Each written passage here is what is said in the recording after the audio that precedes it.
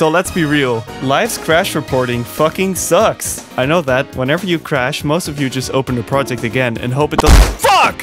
It doesn't tell you anything other than, whoops, I did a fucky wucky. So, a hypothetical. You crash.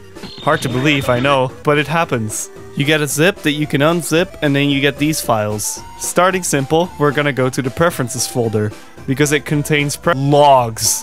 Great! The good news is that Ableton has spent years refining their craft, German engineering their logging algorithm in such a way that it tells you absolutely fucking nothing. So inside log.txt, scroll down from the bottom until you pass this big header thing. The last thing that happened before that was the last thing that the live logger logged before the program crashed. It will also never tell you any details about the crash. No balls! You can see that Leo was opening a project and live crashed right after. Shout out to Leo for the crash. But what if you crashed while working and it wasn't while something was loading? Perhaps you would like to know why you crashed? Okay, so because this process is extremely user-friendly, we now need to install a debugging tool from Microsoft. Okay, so once you're in the crash folder from earlier, you basically just drag all of the files into the debug diag thing and choose crash hang analysis like this. It's important to know that Live doesn't always generate one of these memory dumps when it crashes. The crash report always contains the last 10 memory dumps that the program shat out. So now we have this .mhd file which contains a summary of the info inside the dumps in a quote-unquote readable format. From my experience, these files are best viewed inside Internet Explorer.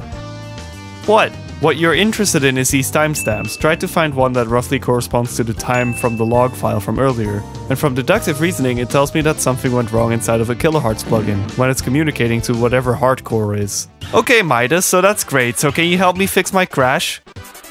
No? This raises the question, why is this so difficult? Why not give people easily digestible info about crashes?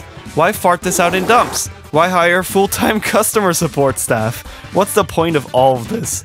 If I wanted to get my ass fucked, I would have used Pro Tools. Ring the subscribe icon and like the bell button, because at least now you can continue to work without having to wait for an email. In the next video, I will show you how to become a real musician by not grinding out 500 track projects for the Disciple release, as it turns out that you can just make funny dubstep instead.